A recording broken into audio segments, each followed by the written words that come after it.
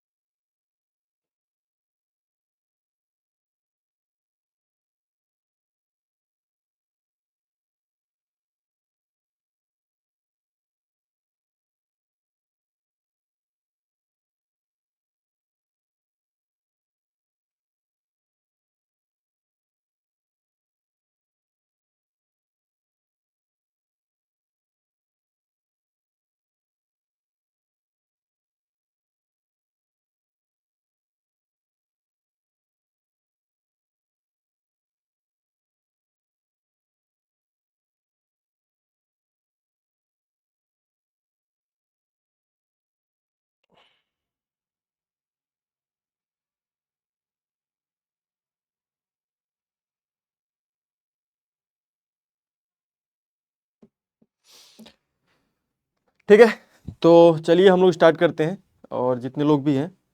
हाँ, ठीक है, चलिए ठीक है। और बाकी जो लोग लेट आएंगे उन लोग को रिकॉर्डेड लेक्चर मिल जाएगा, तो वहाँ से आप लोग देख लेंगे। तो देखिए, आज हम लोग स्टार्ट करेंगे अपना 12th नीट का सबसे बेसिक चैप्टर होता है जो कि मोल कॉन्सेप्ट। ठीक है, तो अगर किसी का बोला जाता है कि mole concept atomic structure strong होता है तो आगे की जो केमिस्ट्री होती है उसको समझना और भी आसान हो जाता है। तो इसीलिए हम लोग 12th नीट का जो अपना पहला चैप्टर है वो मोल कॉन्सेप्ट से स्टार्ट करते हैं। ठीक है, तो इसमें सबसे पहले देखिए क्या बात करेंगे। तो मोल कॉन्सेप्ट को जानने के लिए सबसे पहले एटॉमिक मास क्या होता है, ग्राम एटॉमिक मास क्या होता है, रिलेटिव एटॉमिक मास क्या होता है। ठीक है, ये सारी चीज़ों को जानना बहुत जरूरी है। तो एक काम करते हैं, हम लोग सबसे पहले जानते हैं कि रिलेटिव एटॉमिक मास क्या होता है। तो रिलेटिव एटॉमिक मास जानने से पहले आपको ये पता होना चाहिए कि रिलेटिव मास किसको बोलते हैं। रिलेटिव मास, तो नाम से ही पता चल रहा है कि यहां पर जो मास निकाल रहे हैं वो एक दूसरे के रिलेटिव है। ठीक है, तो इसको एग्जाम्पल समझते हैं। जैसे कि अपना एक ब्लॉक है, ये दूसरा ब्लॉक है और एक तीसरा ब्लॉक है। ठीक है, इसका मास बोलता हूं ये 20 kg का है और ये अपना 40 kg का है और ये अपना जो ब्लॉक है ये 60 kg का है। ठीक, इसको बोलता हूं ये ब्लॉक ए है, ये ब्लॉक बी है और ये ब्लॉक सी है। और मुझे अगर निकालना हो बी और सी का रिलेटिव मास किसके कंपेयर में, ए के कंपेयर में। ठीक है, अगर मैं यहां पे निकालूं रिलेटिव, ऐसे लिख देता हूं, mass of A, mass of B, mass of B relative to A. तो बी का अगर मास निकालूं किसके रिलेटिव में, किसके रिस्पेक्ट में, किसके रिलेटिव में, ए के रिस्पेक्ट में, तो कैसे निकालोगे 40, जिससे किसके कंपेयर में निकाल रहे हैं तो उसको डिवाइड कर दोगे 20 से, तो ये कितना आ जाएगा अपना, इसको डिवाइड करोगे कितना आ जाएगा 2 आ जाएगा। तो ये जो 2 आया है ये रिलेटिव मास है, ये एग्जैक्ट मास नहीं है, ये रिलेटिव मास है। जो बी का मास है वो ए के कंपेयर में 2 गुना है, 2 टाइम्स है, उसको हम लोग बोलते हैं रिलेटिव मास। उसी प्रकार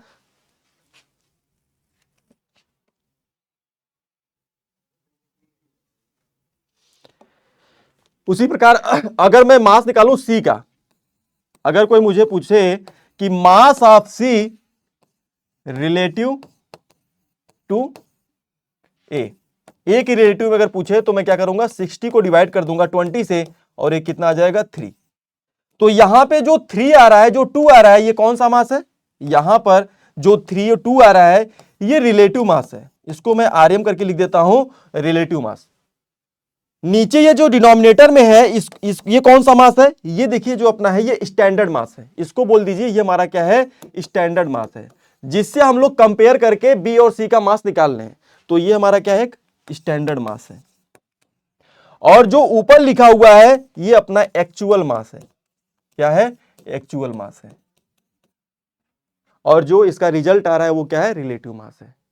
तो अगर मैं यहां से फार्मूला निकालना चाहूं तो रिलेटिव मास का फार्मूला क्या हो जाएगा, रिलेटिव मास इक्वल टू क्या आ जाएगा, actual mass divide by standard mass. ठीक, और यहां से अगर मैं निकालना चाहूं स्टैंडर्ड मास तो ये क्या हो जाएगा, इसको इधर ला दीजिए, तो एक्चुअल मास को डिवाइड कर दीजिए किससे, रिलेटिव मास से, तो यहां से अपना निकल के आ जाएगा स्टैंडर्ड मास। ठीक है, और जो एटम्स का आप मास देखते हो जैसे लिखा होता है यहां पर, जैसे कार्बन कितना होता है 12, ऑक्सीजन कितना होता है 16, ठीक है, और हाइड्रोजन कितना होता है 1 होता है। उसी प्रकार से नाइट्रोजन की बात करूं तो कितना होता है 14 होता है। तो ये जो नंबर्स लिखे होते हैं मास में, ठीक है, ये अपना क्या होता है रिलेटिव मास होता है, क्या होता है रिलेटिव मास होता है। ठीक है, तो अगर मुझे स्टैंडर्ड मास निकालना हो तो कैसे निकाल सकते हो, यहां पर जैसे इस फार्मूले को देखो आगे यूज किया गया है, अब इसका यूज करके हम लोग रिलेटिव एटॉमिक मास को समझ सकते हैं क्या होता है। तो रिलेटिव एटॉमिक मास क्या होता है, देखिए लिखा हुआ है it is defined as the number which indicate the how many times of mass of one atom of an element is heavier is compared to 1/12 part of mass of an atom carbon 12। तो relative atomic mass का formula क्या हो जाएगा, actual मास, relative mass का formula क्या होता है actual mass divide by standard मास।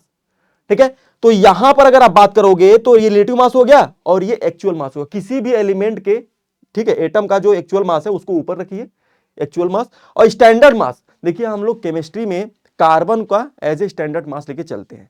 तो कार्बन का स्टैंडर्ड मास कैसे निकालोगे, कार्बन का अगर स्टैंडर्ड मास निकालना हो तो कैसे निकालोगे, देखिए यहां पर actual mass, mass of one atom of carbon 12, ऊपर लिख देंगे एक्चुअल मास ऑफ कार्बन,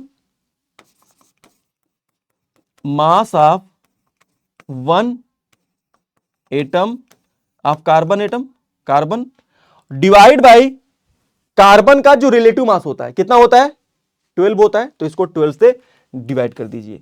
तो ये क्या आ जाएगा अपना स्टैंडर्ड मास हो जाएगा, किसका कार्बन के लिए स्टैंडर्ड मास आ जाएगा। और कार्बन का जो स्टैंडर्ड मास होता है उसी से बाकी जो एलिमेंट्स होते हैं उनका हम लोग क्या निकालते हैं एटॉमिक मास कैलकुलेट करते हैं।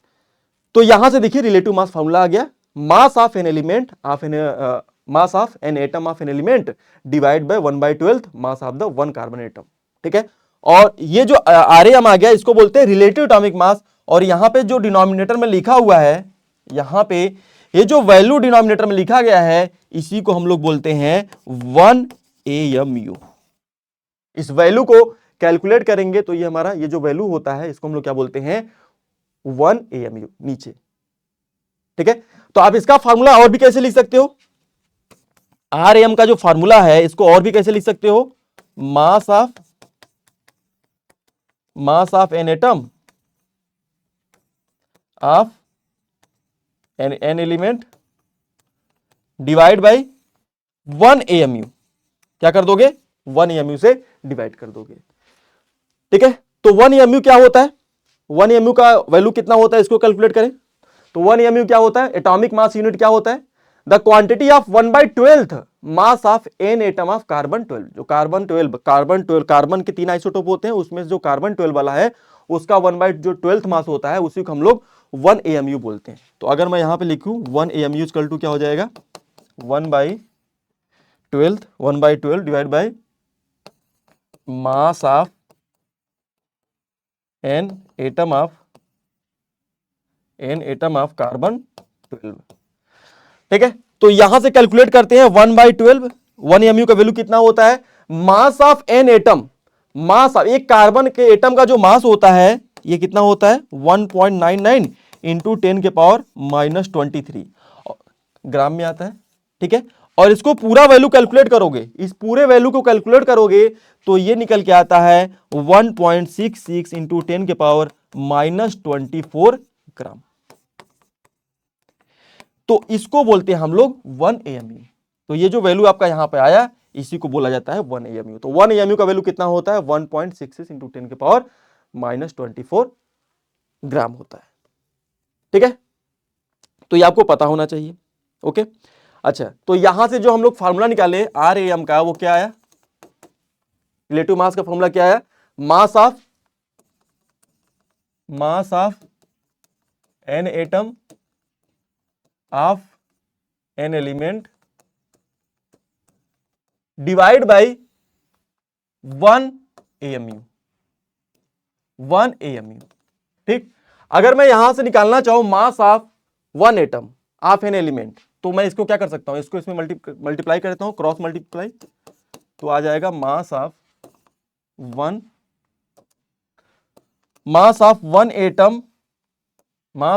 एटम ऑफ एन एलिमेंट, ये कितना आ जाएगा 1 AMU इंटू में कितना कर देंगे RAM। और ये जो वैल्यू निकल के आता है इसी को बोला जाता है एक्चुअल मास। एक्चुअल मास, या इसी को हम लोग एटॉमिक मास भी बोलते हैं। क्या बोलते हैं, एटॉमिक मास। ठीक है, जैसे कि अगर मुझे कोई पूछे कि बताओ RAM relative mass of oxygen कितना होगा, तो कितना होता है 16 होता है, तो केवल 16 लिख दो। लेकिन अगर आपसे पूछ ले कि mass of 1 atom of oxygen, ठीक है, ऑक्सीजन के एक एटम का मास निकालो, तो कैसे निकालोगे, ये देखो यहां फार्मूला आ गया है, मास ऑफ 1 एटम ऑफ ऑक्सीजन। तो क्या करोगे, जो इसका रिलेटिव एटॉमिक मास होता है कितना होता है 16, उसमें AMU से मल्टीप्लाई कर दो, AMU से मल्टीप्लाई कर दो 1 AMU, तो ये कितना आ जाएगा 16 AMU आ जाएगा। ये जो आया है ये क्या है, ये एटॉमिक मास है, या इसी को एक्चुअल मास भी बोलते हैं। ओके, अब यहां से अगर कोई पूछे नहीं ग्राम में कैलकुलेट करो, तो अभी AMU का हम लोग वैल्यू निकाले, तो इसको 1.66 इंटू 10⁻⁻24 से मल्टीप्लाई कर दो, तो ये ग्राम में आ गया। एक एटम के जो ऑक्सीजन का एक एटम का जो मास होता है वो इतना होता है, और इसी को हम लोग क्या बोलते हैं, इसी को हम लोग बोलते हैं atomic mass of oxygen.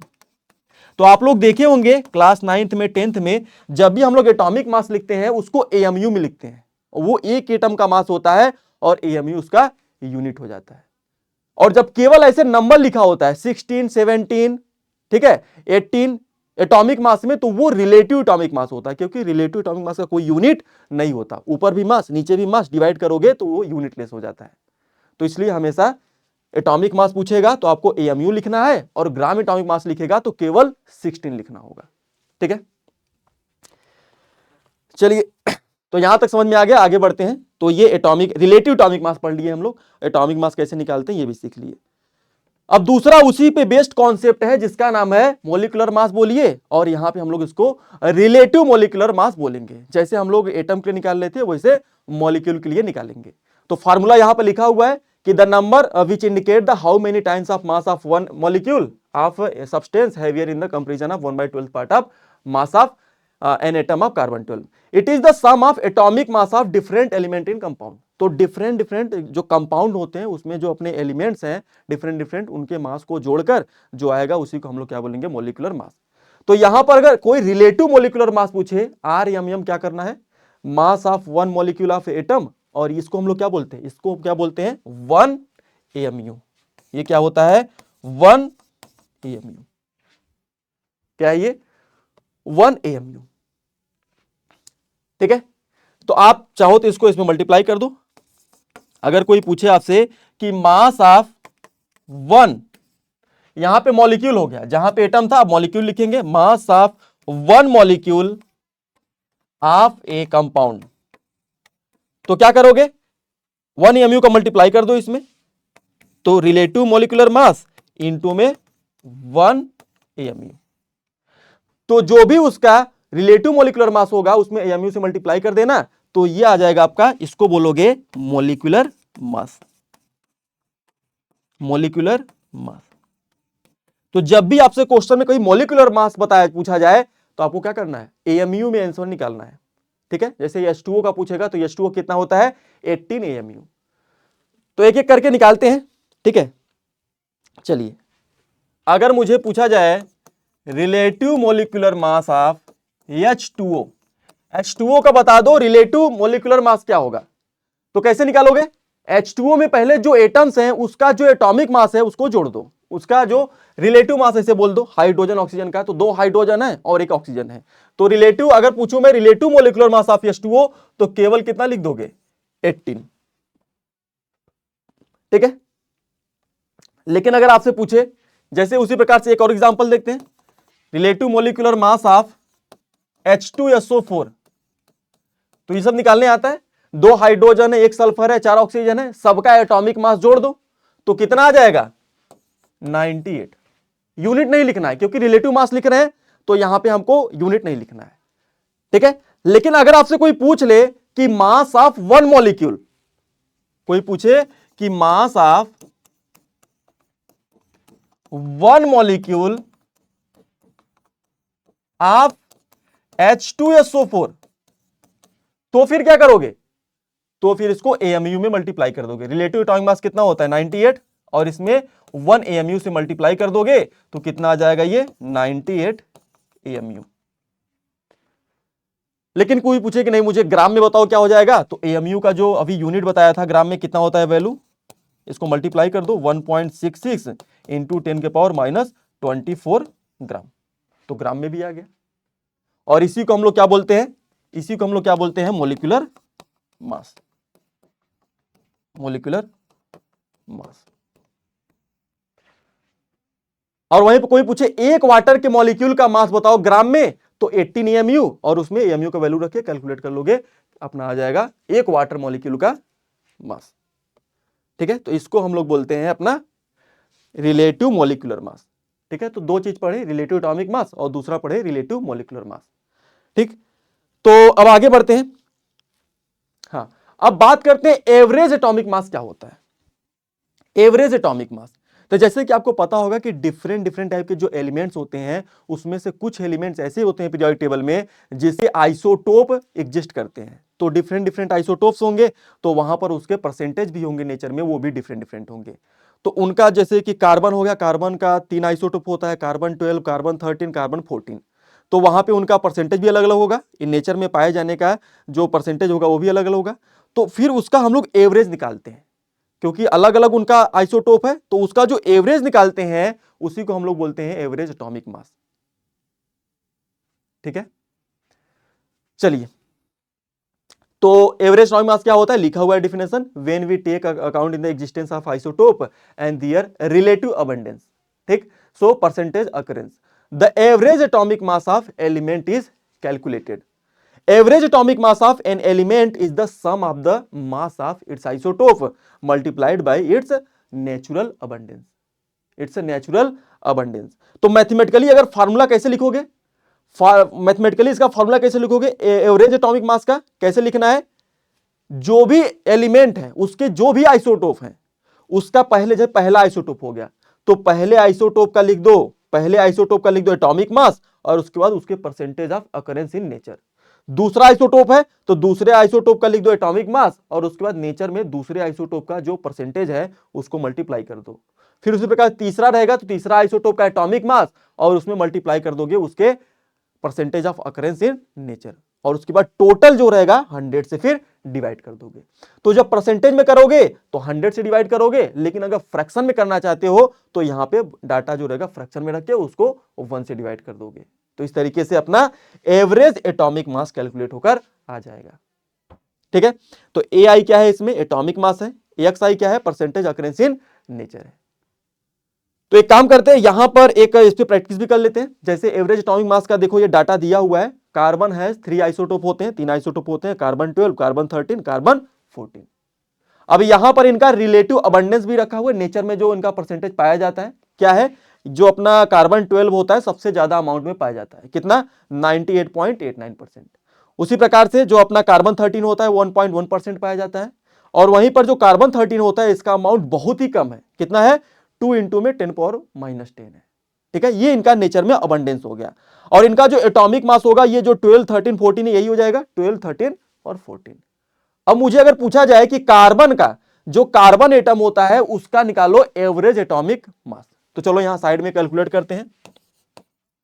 Average atomic mass of carbon, ठीक है, कैलकुलेट करते हैं, फॉर्मूला यहां पे लगाते हैं। सबसे पहले देखो इसका जो परसेंटेज अकरेंस है कितना है 98%, 98.89% है, ये इसका परसेंटेज अकरेंस हो गया। इसमें इसके एटॉमिक मास से मल्टीप्लाई कर दो, तो 12 से क्या कर दो मल्टीप्लाई कर दो। देखो यहां पे एएमयू में आएगा, मैं एएमयू नहीं लिख रहा हूं, लास्ट में डायरेक्ट लिख सकता हूं। ठीक है, लास्ट में जो आंसर भी आएगा वो भी एएमयू में आएगा। ठीक है, दूसरा प्लस इसका जो दूसरा आइसोटोप है इसका परसेंटेज कितना है 1.108, और इसका जो एटॉमिक मास है इसको मल्टीप्लाई कर दो, तो यहां पर क्या कर दोगे 1.1 लिख देता हूं और ये 13 कर देता हूं मैं।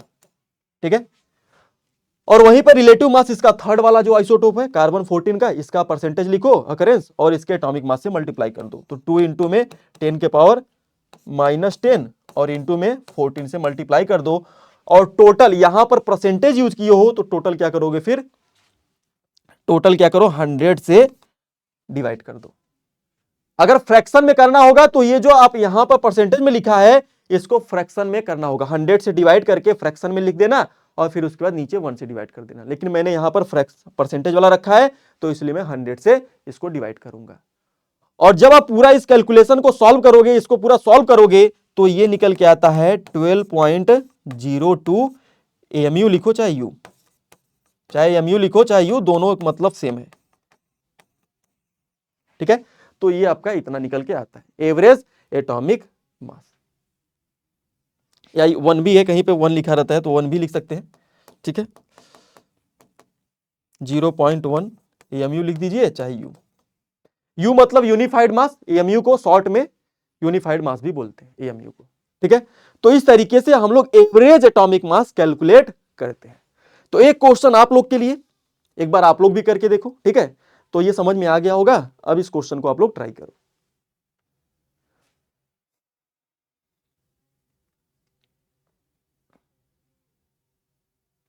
यहां पर देखोगे तो इसका परसेंटेज भी दिया हुआ है और उस आइसोटोप का भी जानकारी दिया हुआ है।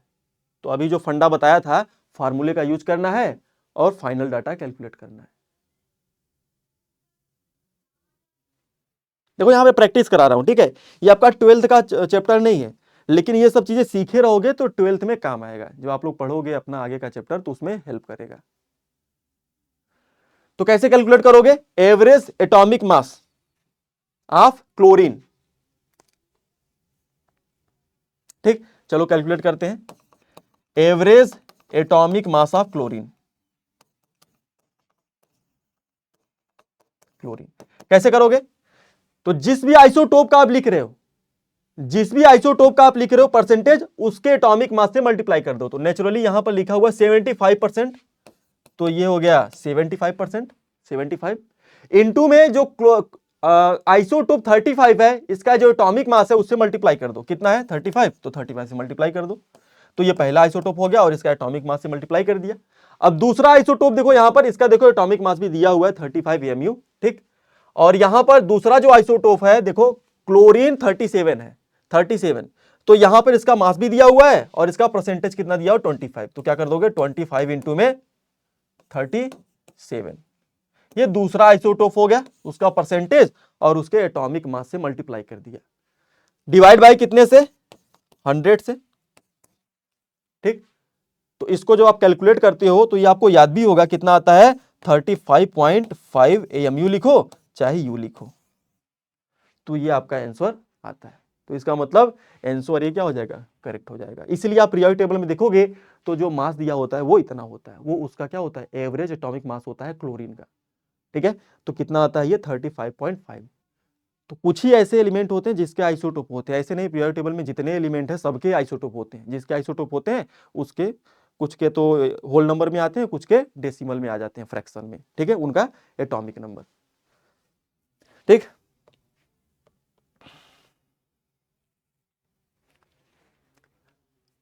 समझ में आ गया होगा, आगे बढ़े।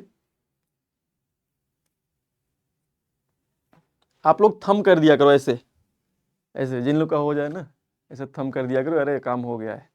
चलो बढ़िया, थंब करते जाओगे तो पता रहेगा, ऐसे मुझे कुछ पता ही नहीं चलता क्या हो रहा है। ठीक है, चलो तो अब हम लोग ग्राम एटॉमिक मास की बात करते हैं। तो पहले हम लोग पढ़े रिलेटिव एटॉमिक मास, अब ग्राम एटॉमिक मास। तो बहुत आसान है, जब रिलेटिव एटॉमिक मास समझ में आ गया और एक एटम का मास कैसे निकालते हैं वो निकालने आ गया, तो फिर ग्राम एटॉमिक मास कोई दिक्कत नहीं होगा। ठीक है, क्या लिखा हुआ है डेफिनेशन, लिखा हुआ है कि when numerical value of atomic mass of an element is expressed in gram. अगर आप क्या करते हो, जो एटॉमिक मास था उसको अगर ग्राम में रिप्रेजेंट कर दो, जो एलिमेंट का जो मास होता है अगर उसको आप ग्राम में रिप्रेजेंट कर देते हो तो उसी को बोलते हैं ग्राम एटॉमिक मास।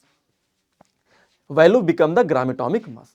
ठीक है, जैसे कि it is the mass of, इतने एटम्स का मास होता है। अभी हम लोग पीछे कैलकुलेट किए थे एक एटम का मास, उसमें क्या कर रहे थे 16 इंटू में जो अपना एक एमयू का वैल्यू होता है उसको रख के एक एटम का मास कैलकुलेट किए थे। लेकिन यहां पर जो मास होता है वो एक एटम का नहीं होता, वो कितने एटम का होता है, वो 6.02 इंटू 10 के पावर 23 एटम्स का होता है। तो जो वैल्यू कैलकुलेट करोगे और वो जो आएगा वो होगा ग्राम एटॉमिक मास। ठीक है, तो चलिए कैलकुलेट करते हैं एक एलिमेंट के लिए। तो जैसे अगर मैं पूछूं आपसे कि relative atomic mass of oxygen कितना होता है, तो बता दोगे आप लोग कितना होता है, 16 होता है, इसमें कोई यूनिट नहीं होता। लेकिन कोई आपसे पूछे नहीं मास of one atom of oxygen बताओ कितना होता है, मास of one atom of oxygen कितना होता है, तो कितना लिखोगे 16 एमयू। आप बोलोगे 16 एमयू होता है, कितना होता है 16 एमयू होता है। लेकिन कोई पूछे नहीं ग्राम में बताओ, तो ग्राम में क्या करोगे 16 इंटू में 1.66 इंटू 10 के पावर -24 ग्राम से मल्टीप्लाई कर दोगे तो ये अपना आ जाएगा ग्राम में एक एटम का मास। लेकिन हमसे इसमें पूछ रहा है कि इतने एटम्स का मास निकालना है, एक एटम का नहीं, इतने सारे एटम्स का मास निकालना है। तो क्या करोगे, इसमें मल्टीप्लाई कर दोगे। तो हम लोग क्या करेंगे, एक एटम का नहीं, यहां पर निकालेंगे मास ऑफ 6.02, इसी को हम लोग एवोगैड्रो नंबर भी बोलते हैं। ठीक है, अभी आगे बात करेंगे इस पे। 6.02 into 10 power 23 atoms of oxygen. तो क्या करोगे, इसमें मल्टीप्लाई कर दोगे, 16 इंटू में 1.66 इंटू 10 के पावर -24 और फिर इंटू में 6.02 इंटू 10 के पावर 23 ग्राम। ये जो आया हमारा लोग का, ये इतने एटम्स का मास, ये तो एक एटम का था और ये इतने एटम्स का मास आ गया। अब इसको आप कैलकुलेट करोगे तो इसका वैल्यू 1 हो जाता है। आप इस दोनों नंबर को कैलकुलेट करोगे तो इसका वैल्यू कितना हो जाता है, 1 हो जाता है। और ये कितना आता है 16 ग्राम आता है। और इसी को हम लोग क्या बोलते हैं, gram atomic mass. Gram atomic mass, gram atomic mass of oxygen. तो कोई पूछे आपसे gram atomic mass of oxygen तो क्या लिखोगे 16 ग्राम। वहां पे एमयू नहीं, वहां पे केवल 16 नहीं, वहां पे लिखोगे 16 ग्राम। तो इस तरीके से ग्राम एटॉमिक मास कैलकुलेट करते हैं। ओके, चलिए तो ये हम लोग ग्राम एटॉमिक मास सीख लिए कैसे निकालते हैं। आगे बढ़ते हैं। अब इसी का भाई है दूसरा, उसका नाम है ग्राम मॉलिक्यूलर मास। तो सिंपल सी बात है, जहां पे एमयू लिख रहे थे वहीं पे ग्राम लिख दोगे तो उसको ग्राम मॉलिक्यूलर मास बोलने लगते हैं। ठीक है, तो यहां पे आ जाओ, क्या बोल रहा है कि gram molecular mass is defined as the mass in gram of 1 mole of, 1 mole of मतलब वही 1 मोल में कितने नंबर होते हैं 6.02 इंटू 10 पावर 23। तो यहीं पे लिख दिया है कि 1 मोल ऑफ मॉलिक्यूल सब्सटेंस और simply equal to the sum of the all atomic mass of in the molecular formula of the compound in gram. तो केवल क्या करना है, जो आपका फार्मूला है उसको, उसमें जितने भी एटम्स हैं कंपाउंड में उस सारे एटॉमिक मास को जोड़ो और उसके मास को ग्राम में दिखा दो, तो उसको बोलते हैं ग्राम मॉलिक्यूलर मास बोलते हैं। ठीक है, जैसे कि एग्जांपल देख लेते हैं। और ये देखिए, it is the mass of 6.02 to 10 power 23 molecules of compound. तो इतने मॉलिक्यूल्स का जो मास होता है उसको हम लोग बोलते हैं ग्राम एटॉमिक, ग्राम मॉलिक्यूलर मास। तो अगर मैं आपसे पूछूं relative molecular mass of H2O कितना होता है, तो आप कितना बताओगे, केवल 16 बोलोगे, केवल 16 होता है। लेकिन मैं आपसे पूछूं कि नहीं मास ऑफ वन मॉलिक्यूल, केवल एक मॉलिक्यूल का बताओ, 1 मॉलिक्यूल ऑफ H2O, तो आप क्या बताओगे 18 AMU। कितना बताओगे 18 AMU। लेकिन कोई पूछे नहीं ग्राम में बताओ, तो यहां पे क्या करोगे 18 इंटू में 1.66 इंटू 10 के पावर -24 से मल्टीप्लाई कर दोगे तो ग्राम में आ जाएगा। तो ये तो निकला एक मॉलिक्यूल का, लेकिन हमको डिफिनेशन में बोल रहा है कि जो ग्राम मॉलिक्यूलर मास होता है वो इतने मॉलिक्यूल्स का मास होता है। तो कुछ नहीं करो, यहां पर क्या करो इतने मॉलिक्यूल्स का निकाल दो, तो मास ऑफ 6.02 इंटू 10 के power 23 molecules, 23 molecules of H2O। तो क्या करोगे 18 इंटू में 1.66 इंटू 10 के पावर -24 और इंटू में क्या कर दोगे 6.02 इंटू 10 के पावर 23। अब इस वैल्यू को मल्टीप्लाई करते हैं तो 1 के बराबर जाता है, और यहां पर लास्ट में क्या होगा ग्राम भी होगा। तो इस पूरे इस वैल्यू को और इस वैल्यू को मल्टीप्लाई करोगे तो ये 1 हो जाएगा, और ये कितना आ जाएगा 18 ग्राम आ जाएगा। और इसी को हम लोग बोलते हैं ग्राम molecular mass of, gram molecular mass of H2O। इसे हम लोग H2O का ग्राम मॉलिक्यूलर मास बोलते हैं। ठीक है, तो उम्मीद करता हूं आप लोग को ग्राम एटॉमिक मास क्या होता है और ग्राम मॉलिक्यूलर मास क्या होता है वो समझ में आ गया होगा। तो अगर समझ में आ गया है तो थम्स अप कर दो, तो अगले पॉइंट पे चले हम लोग। ठीक है, चलो फिर आगे बढ़ते हैं। नेक्स्ट है मोलर मास। मोलर मास क्या होता है? सिंपल सी बात है, एक मोल का जो मास होता है उसी को मोलर मास बोलते हैं। एक मोल आपका डिफिनेशन में लिखा हुआ है कि the mass of 1 mole of substance in gram, mass of 1 mole of substance in gram is called as the molar mass. ठीक है, तो कैलकुलेट करते हैं। और एक चीज का आपको ध्यान रखना है, जो मोलर मास होता है, जो आपका मोलर मास होता है वो ग्राम एटॉमिक मास की क्या होता है, ग्राम एटॉमिक मास की क्या होता है बराबर होता है। ग्राम एटॉमिक मास की क्या होता है बराबर होता है। और वहीं पर अगर मॉलिक्यूल हो तो उसको आप क्या कर दोगे ग्राम मॉलिक्यूलर मास के बराबर कर दोगे, इसको मोलर मास को। ठीक है, तो क्योंकि जो अपना ग्राम एटॉमिक मास होता है वो भी एक मोल सब्सटेंस का मास होता है, और यहां पर जो अपना मोलर मास होता है वो भी एक मोल सब्सटेंस का मास होता है, एक मोल सब्सटेंस का। तो उसी को हम लोग क्या बोलते हैं मोलर मास बोलते हैं। अगर आपसे कोई पूछे कि molar mass of oxygen atom कितना होगा तो क्या बताओगे, molar mass of oxygen atom, तो कितना बताओगे 16 ग्राम। कितना बताओगे 16 ग्राम, क्योंकि ग्राम एटॉमिक मास और मोलर मास क्या होता है इक्वल होते हैं। एक मोल ऑक्सीजन एटम का जो मास होगा वो 16 ग्राम आएगा, पीछे कैलकुलेट भी कर लिए। अगर आपसे कोई पूछे कि molar mass of nitrogen atom, तो कितना बताओगे 14 ग्राम। कितना बताओगे 14 ग्राम। लेकिन अगर आपसे कोई पूछ ले कि मोलर मास ऑफ H2O कितना होगा, मोलर मास ऑफ H2SO4, तो कितना हो जाएगा 98 ग्राम। कितना हो जाएगा 98 ग्राम। तो मोलर मास निकालने सबको आना चाहिए, पता होना चाहिए सबको कि कैसे हम लोग मोलर मास कैसे कैलकुलेट करते हैं। कैसे निकालोगे, जितने भी इसमें एटम्स हैं सबके मास को जोड़ना और ग्राम में लिख देना, क्या बन जाएगा अपना molar mass.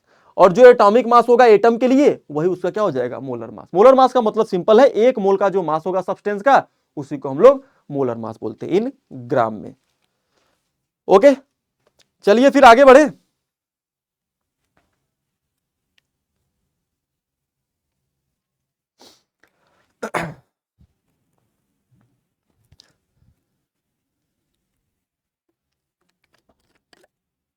Hmm,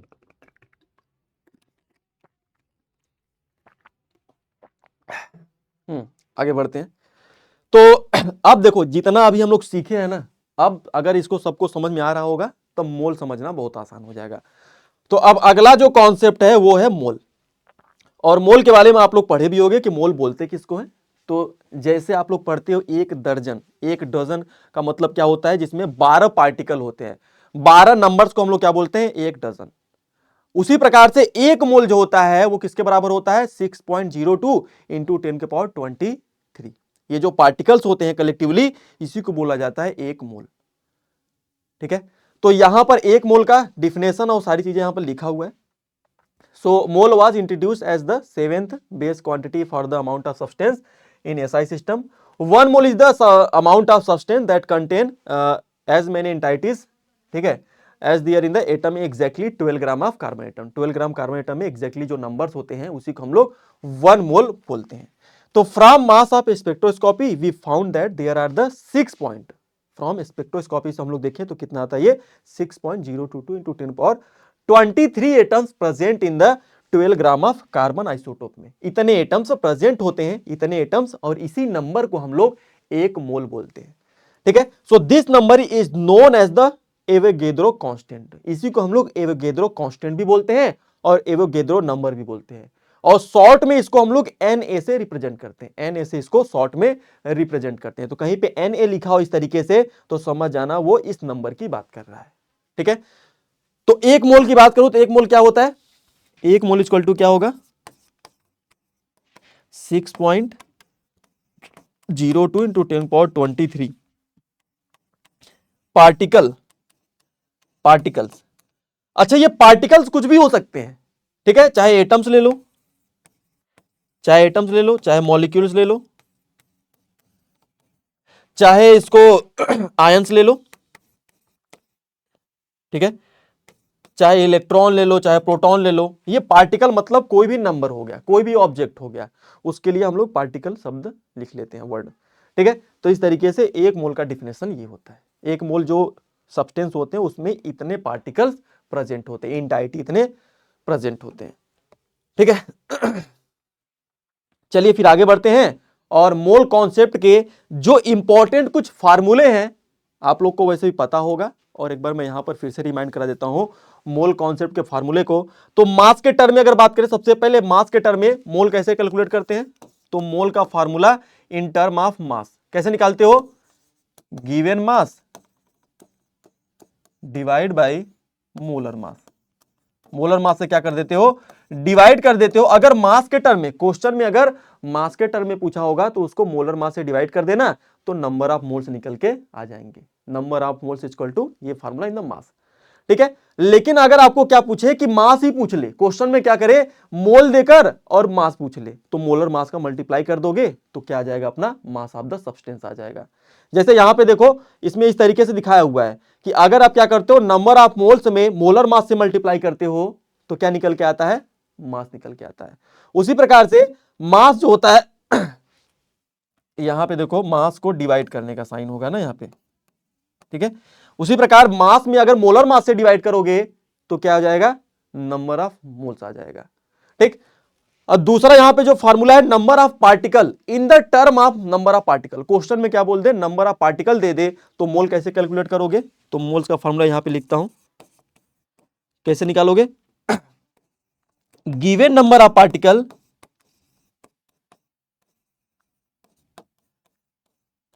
divide by 6.02 into 10⁻23, या शॉर्ट में इसको क्या बोलते हैं, एवोगैड्रो नंबर Na। तो और ये पार्टिकल क्या हो सकते हैं, एटम भी हो सकते हैं, मॉलिक्यूल भी हो सकते हैं, आयंस भी हो सकते हैं, कोई भी नंबर ऑफ पार्टिकल अगर दिया है तो उसको इस नंबर से डिवाइड कर दोगे तो क्या निकल के आ जाएगा, नंबर ऑफ मोल्स निकल के आ जाएंगे। ठीक है, तो इसको चाहो तो Na से भी रिप्रेजेंट हम लोग करते हैं। अब यहां पर देखो दिया हुआ है रिलेशन कि अगर आपको मोल निकालना है, अगर आपको मोल निकालना है और उसमें क्या करो, Na से मोल निकालना है, तो आप क्या करो, यहां पर देखो इसके जो नंबर ऑफ पार्टिकल होंगे, ये जो नंबर ऑफ पार्टिकल होंगे उसको एवोगैड्रो नंबर Na से डिवाइड कर दो, तो क्या आ जाएगा, नंबर ऑफ मोल आ जाएगा। वही फार्मूला मैं यहां पर लिख दिया हूं। उसी प्रकार से अगर आपको number of moles they they question में, तो क्या करो, आप उसमें एवोगैड्रो नंबर से मल्टीप्लाई कर दोगे तो नंबर ऑफ पार्टिकल निकल के आ जाएगा। ठीक है, तो ये हो गया in the term of particle, number of particle. अब नेक्स्ट बात करते हैं यहां पर अपना in the term of volume. अगर कोई गैसियस वॉल्यूम दे दे, बोले कितने गैस, उसका जो गैसियस वॉल्यूम दे दे और पूछे कि बताओ कितने मोल ये गैस है, तो उस केस में आपको वॉल्यूम दिया होगा, तो उसके लिए फॉर्मूला क्या लिखना है? फॉर्मूला क्या होता है? मोल इक्वल टू में given volume of gas, given volume of gas divide by 22.7 litre. ठीक है, तो अभी के समय में हम लोग 22.7 लीटर ही, अभी जो न्यू कन्वेंशन आया है उसके हिसाब से 22.7 यूज करते हैं। ठीक है, पहले के टाइम में हम लोग 22.4 भी यूज करते हैं। तो कुछ कुछ क्वेश्चन में आप लोग देखोगे 20 जो पुराने बुक्स होते हैं, पुराने क्वेश्चंस होते हैं, उसमें अभी भी 22.4 यूज करता है। लेकिन एग्जाम में आपके जब भी पूछा जाएगा तो आपको ये नंबर ही ध्यान रखना है, 22.7 से ही मल्टीप्लाई करके निकालना होगा आंसर। ठीक है, और ये जो है ये एसटीपी पर है, STP standard temperature of pressure. Room temperature हो गया 25 डिग्री सेल्सियस और प्रेशर का हम लोग लेंगे 1। यहां पे एटीएम लेते थे, लेकिन यहां पर हम लोग क्या लेंगे? एटीएम नहीं लेंगे। ठीक है, तो इस तरीके से ये आ जाएगा अपना 22.7 लीटर। तो यहां से अब देखो ये जो फॉर्मूला बना है, अगर आप क्या करते हो यहां पर, ये देखो फिर से यहां पे प्लस कर दिया है, तो यहां पर इसको डिवाइड कर दीजिए। ठीक है, तो अगर आप क्या करते हो, देखो ये जो वैल्यू है ये बार में, जब आपका एसटीपी में जो प्रेशर होता है जब 1 बार होता है तो ये कितना आता है? 22.7 आता है। और जब प्रेशर आप 1 एटीएम लेते हो तो ये कितना आता है? आपका 22.4 आता है। लेकिन आपका जो न्यू कन्वेंशन है उसमें हम लोग क्या करते हैं? बार में लेकर चलते हैं प्रेशर को। तो इस तरीके से अब देखो फॉर्मूला क्या आता है, अगर यहां पर नंबर ऑफ मोल निकालना है तो आप क्या करो, जो वॉल्यूम ऑफ गैस रहेगा उसको 22.7 लीटर से डिवाइड कर दो। इसी को हम लोग मोलर वॉल्यूम भी बोलते हैं। एक मोल गैस का जो वॉल्यूम होता है वो कितना होता है? 22.7 लीटर होता है। ठीक है, तो ध्यान रखना, इसी को हम लोग मोलर वॉल्यूम भी बोलते हैं। और उसी प्रकार से अगर आपको क्या निकालना हो, यहां पर वॉल्यूम निकालना हो, तो आप क्या करो, मोल में इस नंबर से मल्टीप्लाई कर दो। देखो ये मोल हो गया और इसमें इस नंबर से मल्टीप्लाई कर दो, तो यहां से आपका क्या निकल के आ जाएगा? वॉल्यूम निकल के आ जाएगा। तो ये 3 फार्मूले जो हैं पूरे मोल कॉन्सेप्ट में यही फार्मूले यूज होते हैं। और ज्यादातर देखोगे तो अच्छे क्वेश्चन जो बनते हैं उसमें हम लोग यूनिटरी मेथड का यूज करके कैलकुलेट कर लेते हैं। लेकिन ये फार्मूले बेसिक है, ये पता रहेगा तभी आगे आपको समझ में आएगा। ठीक है, और एक यहां पर कॉन्सेंट्रेशन टर्म अभी हम लोग लास्ट में पढ़ेंगे। कॉन्सेंट्रेशन टर्म का बहुत ही ज्यादा यूज होता है। और एक अपना मोलरिटी यहां पे लिख दिया है, तो जस्ट मैं फार्मूला बता देता हूं, आगे इसका हम लोग डिटेल डिस्कशन करेंगे अगली क्लास में। तो यहां पे मोलरिटी की अगर बात करें तो इसको हम लोग कैपिटल एम से दिखाते हैं, और इसका फार्मूला क्या होता है? Number of moles of solute divide by क्या कर देंगे? Volume of solution in litre. Volume of solution in litre. ठीक, तो उसी प्रकार से यहां पे देखो लिख दिया है कि अगर आपको क्या निकालना है? नंबर ऑफ मोल्स निकालना। देखो मोलरिटी अगर निकालना है तो उसको क्या, मोलरिटी निकालना है तो यहां पर देखो ये मोलरिटी है, और अगर मोलरिटी कैलकुलेट करना है तो मोल में वॉल्यूम से डिवाइड कर दो। ठीक है, मोल में क्या करो आप, मोल में नंबर ऑफ मोल्स में वॉल्यूम से डिवाइड कर दो। और वहीं पर आपको क्या निकालना है? नंबर ऑफ मोल्स, तो इसको क्या करो, दोनों को क्रॉस मल्टीप्लाई कर दो तो नंबर ऑफ मोल्स निकल के आ जाएंगे। वॉल्यूम को मोलरिटी में मल्टीप्लाई कर दोगे तो नंबर ऑफ मोल्स निकल के आ जाएंगे। तो इस तरीके से ये चारों फार्मूले केमिस्ट्री में बहुत यूज होते हैं, तो आपको ये तरीका पता होना चाहिए और ये सारे फार्मूले याद होने चाहिए। ठीक है, आगे बढ़े, चलो अब एक काम करते हैं, इस पे क्वेश्चन करते हैं। और ये क्वेश्चन ये रहा, ये देखो नीट में अभी 2025 में ही आया था, तो एक बार आप लोग इसको ट्राई करो, बताओ कौन सा ऑप्शन करेक्ट होगा। अभी जो पीछे फार्मूला बताया हूं ना उसी का यूज करके करना होगा। नंबर ऑफ एटम्स निकालना है। यहां पे देखो पूछ रहा है choose the one which equal number of atom. इसमें से कौन से ऐसे हैं जिसमें नंबर ऑफ एटम्स क्या है? इक्वल है। तो पहले नंबर ऑफ एटम निकालना होगा, तो निकालो इसको। तो यहां पे देखो सबका मास दिया हुआ है, तो मोलर मास, आपको मोलर मास भी दे दिया है, मास भी दिया है, मोलर मास भी दिया है। तो पहले मोल निकाल लो और उसके बाद उसमें क्या करो, एवोगैड्रो नंबर से मल्टीप्लाई कर दो।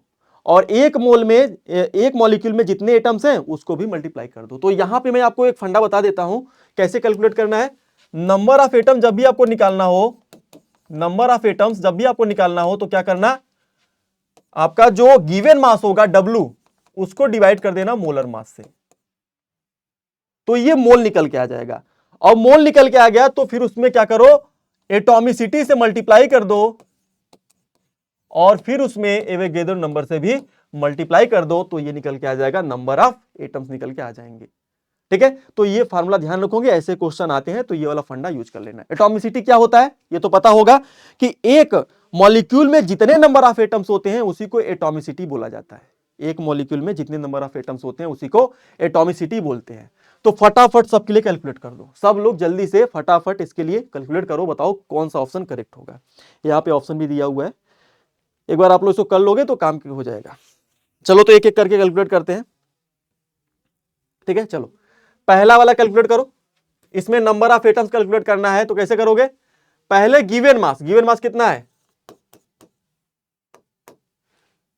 212, मोलर मास कितना है 106, इनटू में एटॉमिसिटी कितना है बताओ, इसमें नंबर ऑफ एटम्स कितने हैं 6 हैं क्या, 6 से मल्टीप्लाई कर दो, फिर एवोगैड्रो नंबर से मल्टीप्लाई कर दो, ये 2 टाइम्स आएगा, ये कितना आएगा 12 Na। ठीक, दूसरा आ जाओ यहां पर, अगला वाला कैलकुलेट करो यहां पर आप लोग, ठीक है। तो गिवन मास कितना है 248 डिवाइड बाय 62, इनटू में एटॉमिसिटी कितना होगा, यहां पर देखो कितना है, ये 3 है, तो यहां पर 3 से मल्टीप्लाई कर दो, और इनटू में Na, तो इसको 4 टाइम्स आएगा, और ये भी कितना आ जाएगा 12 Na। ठीक, नेक्स्ट इसका निकालो कितना आएगा 240 ग्राम NaOH, और NaOH का मोलर मास भी दे दिया है, तो इसका नंबर ऑफ एटम्स निकालो, इसमें कितना हो जाएगा 240 डिवाइड बाय 40, इनटू में एटम्स कितने हैं 3 है, इनटू में Na, तो ये कट जाएगा 8, तो ये कितना आ जाएगा, देखो कैलकुलेट करो सब लोग, तो ये 6 टाइम है, ये कितना आ जाएगा अपना 6, तो यहां पर 18 Na। इसका कैलकुलेट करो, 12 ग्राम H2 है, तो 12 डिवाइड बाई 2, इनटू में एटम्स कितने हैं 2, और इनटू में Na, तो इसको कितना आ जाएगा ये 6 12, ये 6 जाएगा, 6 इंटू में 2 12 Na।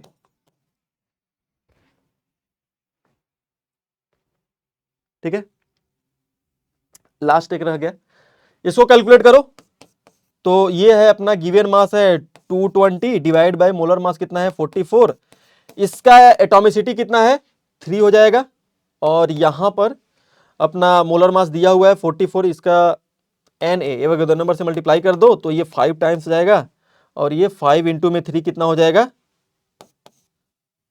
15 Na। ठीक है, अब देख लो कौन कौन सा मैच कर रहा है, तो पहला दूसरा और चौथा डी नंबर, तो ए बी डी, तो ए बी डी, तो मतलब डी ऑप्शन क्या हो जाएगा करेक्ट हो जाएगा, जो जो मैच कर रहा था उसको मैंने यहां पे कर दिया। ठीक है, चलो फिर आगे बढ़ते हैं, और इसका ऑप्शन डी हो जाएगा, ये वाला क्वेश्चन ट्राई करो। 1 gram of H2 has the same number of atoms, किसमें सेम नंबर ऑफ एटम्स होंगे, मॉलिक्यूल्स पूछ रहा है, मॉलिक्यूल्स,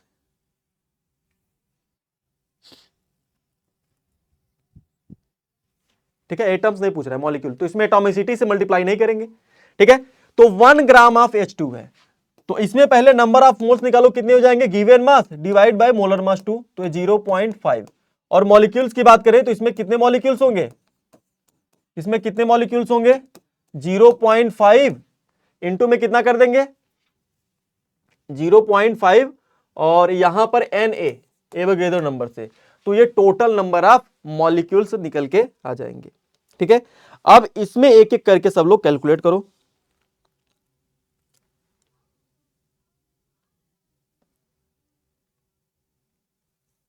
ठीक है, चलो इसमें निकालो, सबसे पहले मोल निकालेंगे, और मोल निकालने के बाद उसमें मल्टीप्लाई कर देंगे, तो यहां पे मोल निकालो 14 डिवाइड बाई 28, इंटू में इसको सीधा यहां पे मॉलिक्यूल से निकाल दो, मोल निकाल के उसमें मल्टीप्लाई कर दो Na से, तो कितना आ जाएगा 0.5 इंटू में Na। देखो पहला ऑप्शन ही क्या हो गया, मैच कर गया। पहला जो ऑप्शन क्या हो गया, मैच कर गया। इसमें देखो इतने नंबर ऑफ मॉलिक्यूल्स हैं 0.5 Na, और क्वेश्चन में भी जो पूछा था उसमें भी 0.5 Na थे। तो इस तरीके से पहला ऑप्शन क्या हो जाएगा, करेक्ट हो जाएगा। इसमें एटॉमिसिटी से मल्टीप्लाई नहीं करना है क्योंकि मॉलिक्यूल पूछा है। ठीक है, चलो आगे बढ़ते हैं। ये वाला क्वेश्चन देखो, देखो ये सब क्वेश्चन आए हुए हैं प्रीवियस ईयर में। ठीक है, ये वाला क्वेश्चन भी प्रीवियस ईयर में आया हुआ है 24 में। Highest number of helium atom पूछ रहा है कि बताओ किसमें highest number of helium atom है। ठीक, तो यहां पर देखो 4 मोल ऑफ हीलियम, यहां पर 4 मोल ऑफ हीलियम है। तो इसमें अगर आपको क्या निकालना है, नंबर ऑफ एटम्स निकालना है, तो ये सिंगल एग्जिस्ट करता है अकेले, एटॉमिसिटी इसका 1 होता है। तो 4 इंटू में यहां पे क्या कर दोगे, Na से मल्टीप्लाई कर दोगे, एवोगैड्रो नंबर से मल्टीप्लाई कर दोगे। ठीक है, और यहां पर देखो 4U ऑफ एटम, मतलब एक एटम की बात कर रहा है, तो यहां पर क्या करोगे, 4U को डिवाइड कर दोगे 4U से, ये कितना आ जाएगा, केवल 1 एटम हो जाएगा। 4 ग्राम ऑफ एटम, तो 4 ग्राम ऑफ एटम है, तो इसका पहले क्या निकालोगे, मोल निकालोगे। तो मोल कितने आ जाएंगे, 1, और इस 1 में मल्टीप्लाई कर दोगे Na से, तो ये इतने एटम्स हो जाएंगे। और यहां पर लीटर में दिया हुआ है, देखो आज जो अभी के क्वेश्चन आते हैं रिसेंट में, उसमें वॉल्यूम देखो 22.7 वाला यूज करना है। तो यहां पर क्या करोगे, 22 पॉइंट कितना दिया हुआ है, 2.27 1 कर दो, और डिवाइड बाय इसको 22.7 से डिवाइड कर दो, तो ये निकल के क्या आ जाएगा, मोल।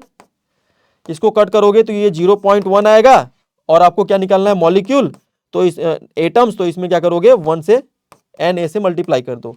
एटॉमिसिटी 1 होता है, तो 1 से मल्टीप्लाई कर दोगे तो इतने एटम्स हो जाएंगे।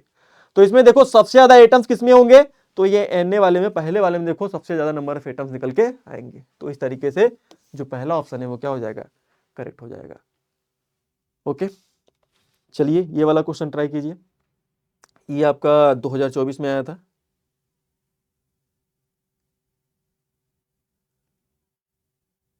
पूछ रहा है मैक्सिमम नंबर ऑफ एटम्स, किसमें सबसे ज्यादा नंबर ऑफ एटम्स है।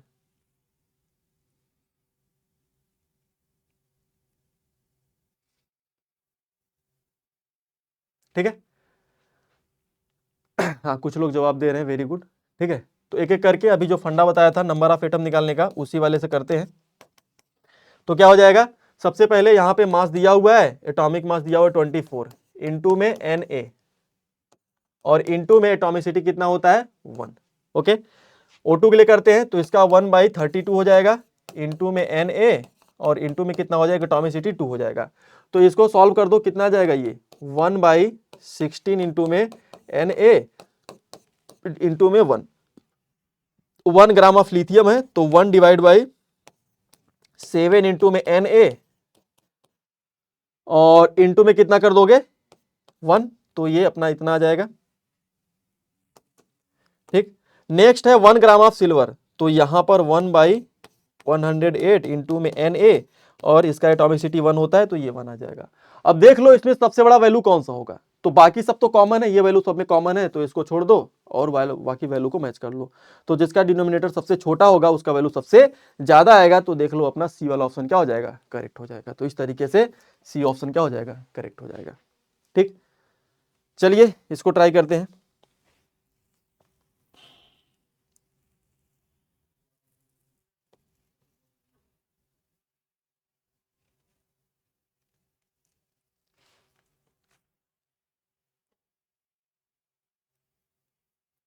उसी तरीके से करना है। ठीक है, उसी तरीके से करना है जैसे अभी हम लोग कर रहे थे। ठीक है, तो उम्मीद करता हूं आप लोग इसको कर लेंगे। उसी तरीके से करिए, यहां पर सब में 1 ग्राम दिया हुआ है, और सबसे पहले ब्यूटोन का आपको मास भी निकालना पड़ेगा, तो इसको आप निकालेंगे तो ये 58 आएगा, और इंटू में Na, और इसका जो एटॉमिसिटी होगा, एटॉमिसिटी इसका कितना हो जाएगा, 4 कार्बन 10 हाइड्रोजन 14, कितना आ जाएगा, 14।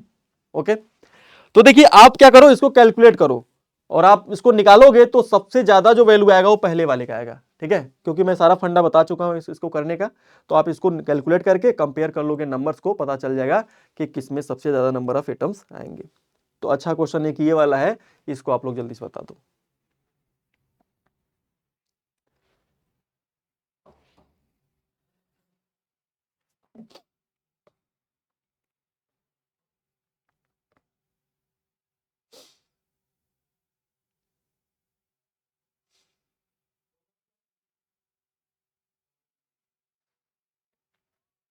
इसको कैलकुलेट कीजिए आप लोग। कौन सा ऑप्शन हो जाएगा?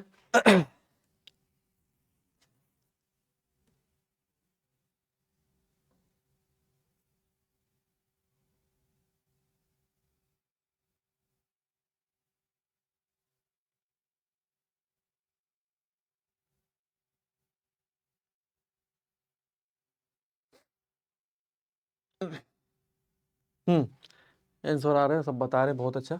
तो number of atoms, number of sodium atoms in 2 mole, 2 mole of, यहां पर बोला है 2 मोल सोडियम फेरोसाइनाइड में। अब यहां पे सोडियम फेरोसाइनाइड का फॉर्मूला भी दिया हुआ है। तो अगर आप ध्यान से देखो कि 1 मोल अगर आपका है, जो 1 मोल आपका सोडियम फेरोसाइनाइड जो है Na4, ठीक है, AFeCN6, ठीक है, इसमें आप देखोगे तो 1 मोल सोडियम फेरोसाइनाइड में 4 मोल ऑफ सोडियम है, 4 मोल्स ऑफ सोडियम। लेकिन क्वेश्चन में बोला है 2 मोल के लिए, तो अगर 2 मोल होगा फेरोसाइनाइड तो कितने मोल सोडियम होंगे?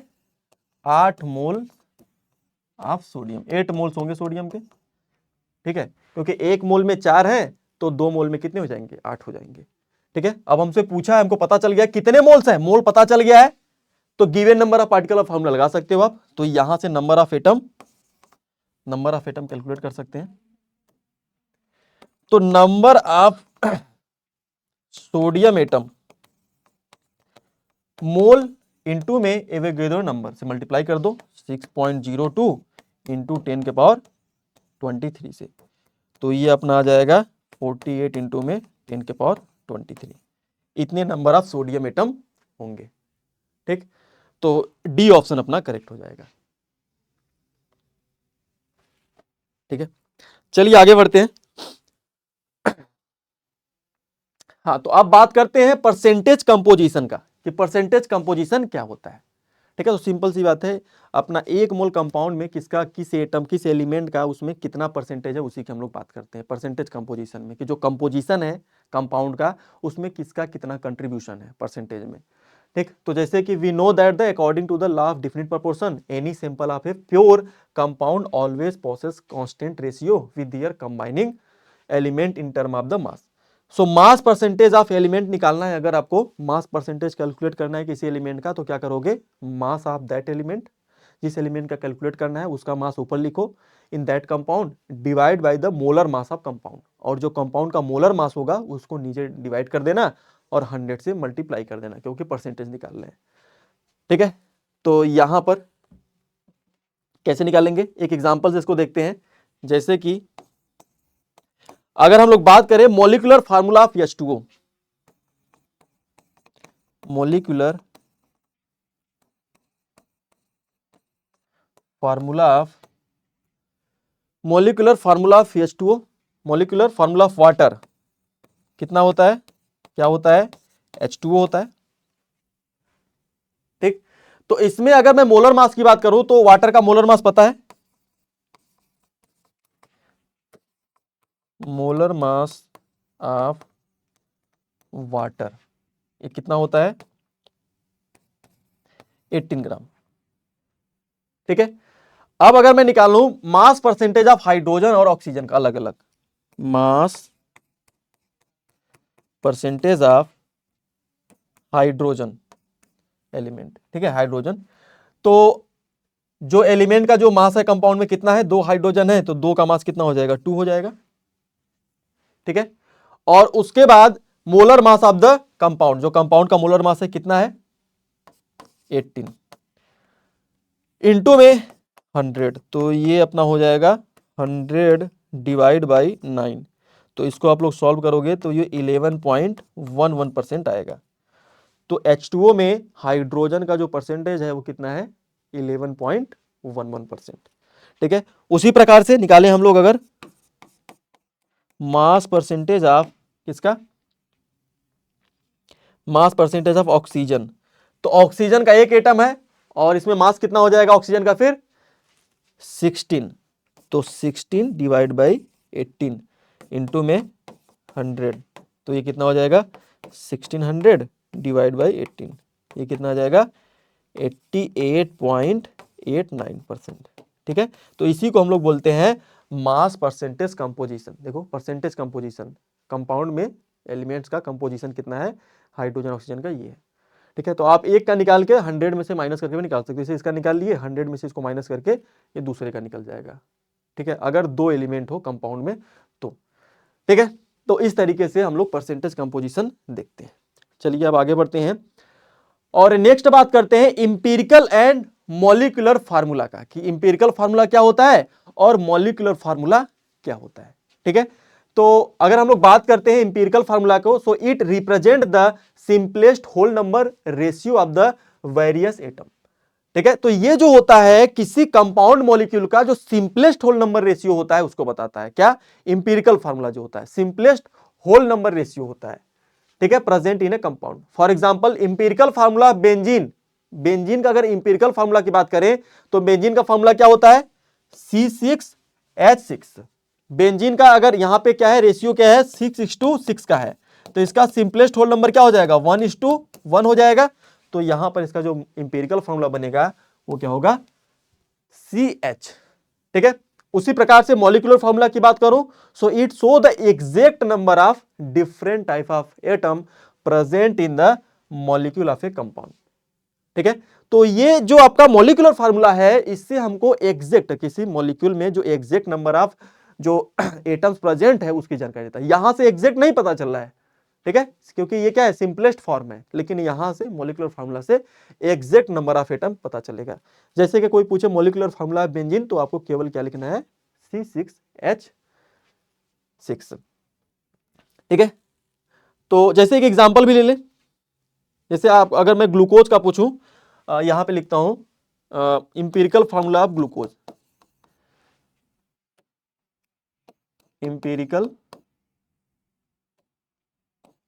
Empirical formula of glucose. तो ग्लूकोज का अगर इंपिरिकल फार्मूला पूछूं तो क्या हो जाएगा, फार्मूला क्या होता है ग्लूकोज का C6H12O6। तो इसका सिंपल फॉर्म ले लो तो क्या हो जाएगा सिंपल होल नंबर रेशियो लोगे तो क्या हो जाएगा CH2O। ये क्या हो जाएगा इंपिरिकल फार्मूला। लेकिन मॉलिक्यूलर फार्मूला अगर पूछेगा, मॉलिक्यूलर फार्मूला ऑफ ग्लूकोज, तो एग्जैक्ट नंबर दिखाओगे कितना C6H12O6, तो ये हो जाएगा। ठीक है, अब इसको कैलकुलेट कैसे करते हैं इसकी जानकारी यहां पर है। डिटर्मिनेशन ऑफ केमिकल फार्मूला कैसे निकालोगे, सो डिटर्मिनेशन ऑफ इंपिरिकल फार्मूला कैसे निकालना है, पहला स्टेप होगा कि determine the percentage of each element. पहले आपको पता होना चाहिए कि जो कंपाउंड है उसमें जो उसमें एलिमेंट्स हैं उनका परसेंटेज कितना है। ठीक है, परसेंटेज पता चल गया। दूसरा फिर मोल का रेशियो निकाल लेना है, फिर उनका मोल कैलकुलेट कर लेना है। हर एक जो भी कंपोजिशन है एलिमेंट का, हर एक एलिमेंट का मोल क्या है उसको निकाल लेना है। उसके बाद उनका रेशियो लेकर making it whole number ratio, और वो जो मोल्स आएंगे उनके उसका होल नंबर रेशियो में उसको कन्वर्ट कर देना है। सबसे छोटा वाला जो नंबर होगा उससे लेकर सब में करके एक एक करके डिवाइड कर देना है। ठीक, और फिर लास्ट में सिंपलेस्ट होल नंबर रेशियो से क्या सिंपलेस्ट होल नंबर रेशियो में कन्वर्ट कर देना है। लास्ट में उन सबका सिंपलेस्ट होल नंबर बना लेना है और फिर वही बन जाएगा आपका empirical formula of that compound. और कुछ फार्मूले जो यूज होते हैं इसमें कैलकुलेशन में, तो अगर आपको निकालना हो मॉलिक्यूलर फार्मूला, ठीक है, तो यहां पे क्या करो, जैसे कि आपको इंपिरिकल फार्मूला दिया हो और आपको क्या करे और n का वैल्यू भी दिया हो और आपको पूछे मॉलिक्यूलर फार्मूला क्या होगा, तो इंपिरिकल फार्मूला में n से मल्टीप्लाई कर देना। तो n होता क्या है, n is the simple whole number, जो आपका सिंपल होल नंबर होता है। ठीक है, और n का वैल्यू कैसे कैलकुलेट करोगे, तो क्वेश्चन में अगर आपको दिया रहेगा मॉलिक्यूलर मास, तो मॉलिक्यूलर मास को ऊपर रखना और इंपिरिकल वेट को नीचे रखना। मॉलिक्यूलर मास को इंपिरिकल मास से या इंपिरिकल वेट से डिवाइड कर देना, जो वैल्यू आएगा ठीक है वही अपना क्या हो जाएगा n। ठीक है, और ये अपना होल नंबर में इसको लेना, ऐसा नहीं फ्रैक्शन में लेकर मल्टीप्लाई कर रहे हैं, इसको होल नंबर में लो और उसके बाद उसके इंपिरिकल फार्मूला में मल्टीप्लाई करोगे तो क्या निकल के आ जाएगा, अपना मॉलिक्यूलर फार्मूला निकल के आ जाएगा। ठीक है, तो इस तरीके से कैलकुलेशन करते हैं। ठीक, तो ये अपने फार्मूले हो गए। चलिए आगे बढ़ते हैं, तो ये वाला क्वेश्चन आप लोग ट्राई कीजिए। अब देखिए नीट के एग्जाम में जब आप करोगे तो ऐसा नहीं है, देखो इस क्वेश्चन को बोर्ड में करोगे तो पूरा डिटेल अच्छे से एक पूरा चार्ट बना के करते हैं, ठीक है। अगर एग्जाम में क्वेश्चन आता है थ्योरी वाले में तो पूरा सिस्टमेटिक एक पूरा टेबल बना के, लेकिन अब नीट में आएगा तो वहां पे टेबल बनाना है, शॉर्टकट में फटाफट कैलकुलेट करना है। तो इसको कैलकुलेट करो एक बार और आप लोग बताओ कि कौन सा हो जाएगा इसका इंपीरिकल फार्मूला। कुछ लोगों को फार्मूला, अगर फास्जिन का भी फार्मूला याद रहेगा तो काम हो जाएगा।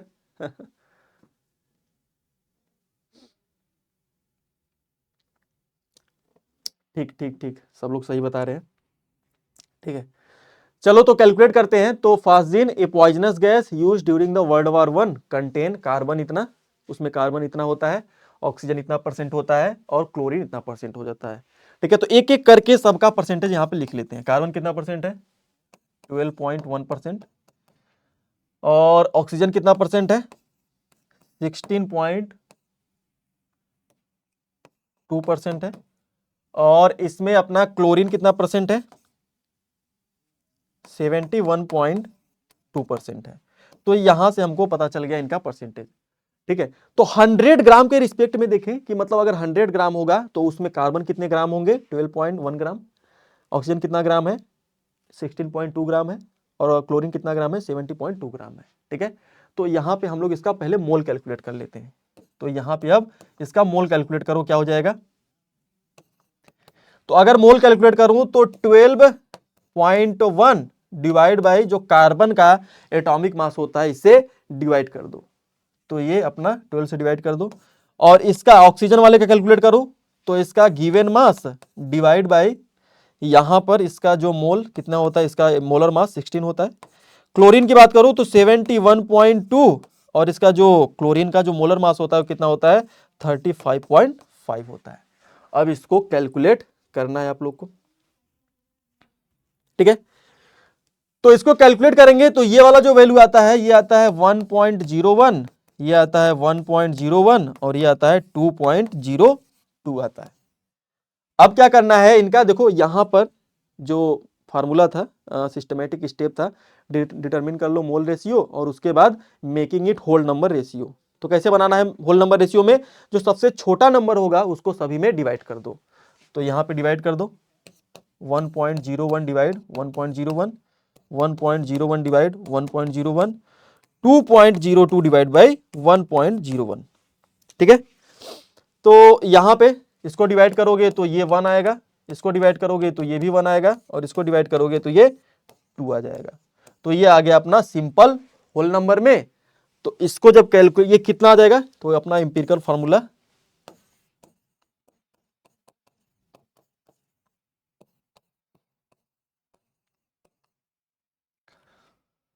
कितना आ जाएगा? COCl2, COCl2 आ जाएगा, ठीक है। तो इस तरीके से अपना जो पहला ऑप्शन है वो करेक्ट हो जाएगा, ओके।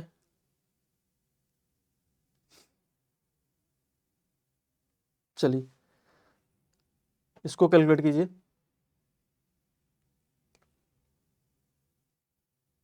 ये देखिए नीट में आया था 2024 में।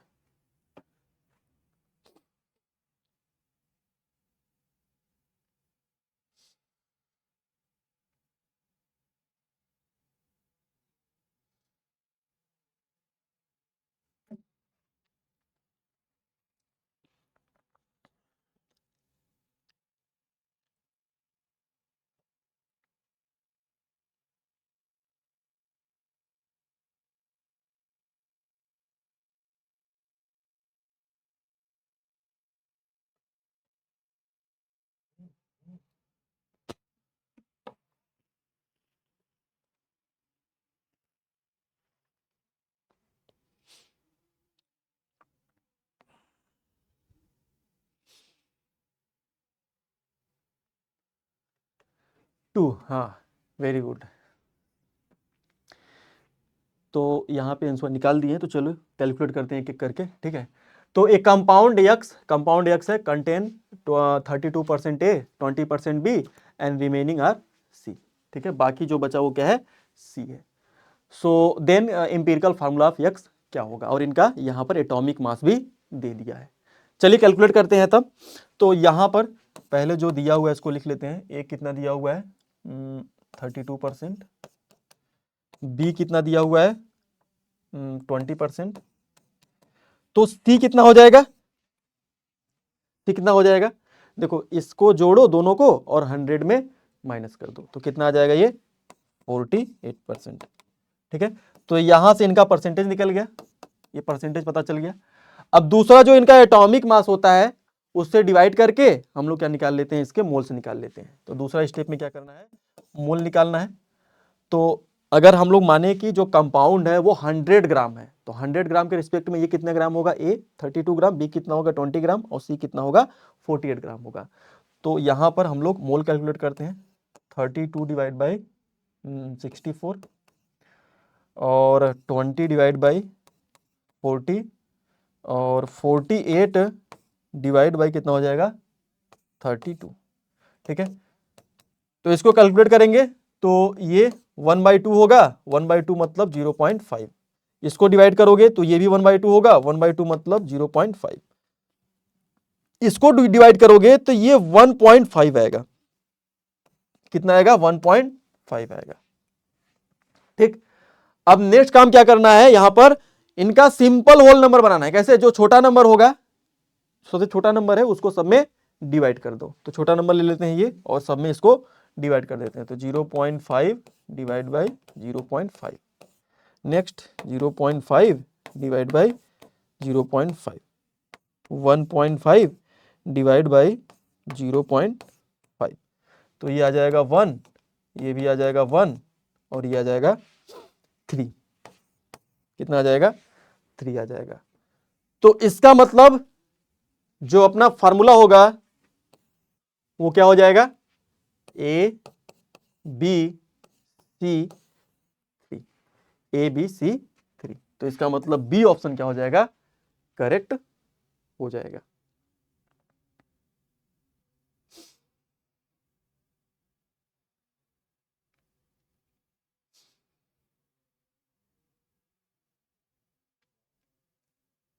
ठीक है, तो चलिए फिर यहीं तक था, और बाकी एक बार कुछ रिवाइज कर लेते हैं कि जो बेसिक चीजें थे, कि जैसे कि मैं अगर आपसे पूछूं एटॉमिक मास का और मॉलिक्यूलर मास से, कि अगर मैं आपसे पूछूं कि relative atomic mass of sodium कितना होगा, तो क्या बोलोगे 23। लेकिन अगर आपसे पूछे कि एटॉमिक मास ऑफ सोडियम कितना होगा, एटॉमिक मास कितना होगा सोडियम का, तो फिर कितना बताओगे 23 AMU। लेकिन आपसे पूछ ले कि नहीं ग्राम एटॉमिक मास कितना होगा, gram atomic mass of sodium कितना होगा, तो कितना होगा यहां पर 23 ग्राम लिखना है।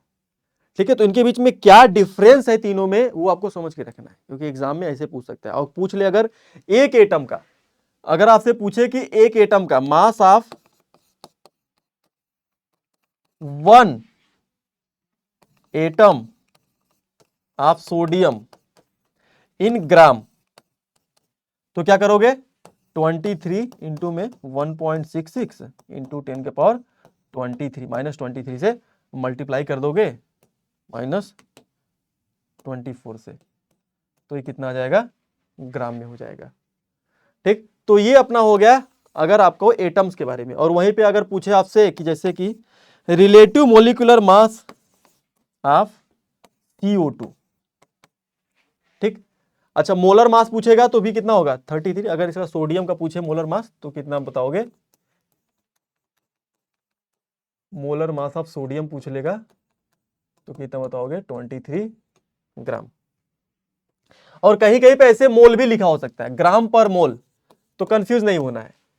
ग्राम पर मोल तो एक मोल में 23 ग्राम, ठीक है, तो इसलिए ग्राम पर मोल भी लिखा हो सकता है पर मोल में। अच्छा, अगर रिलेटिव मोलिकुलर मास पूछे तो कितना होगा 44 होगा केवल। अगर आपसे पूछे कि मोलिकुलर मास कितना होगा, आप CO2, तो फिर क्या बोलोगे 44 AMU। आपसे पूछे कि ग्राम मोलिकुलर मास कितना होगा आप CO2 का, तो कितना बताओगे 44 ग्राम। और आपसे अगर पूछे कि मोलर मास ऑफ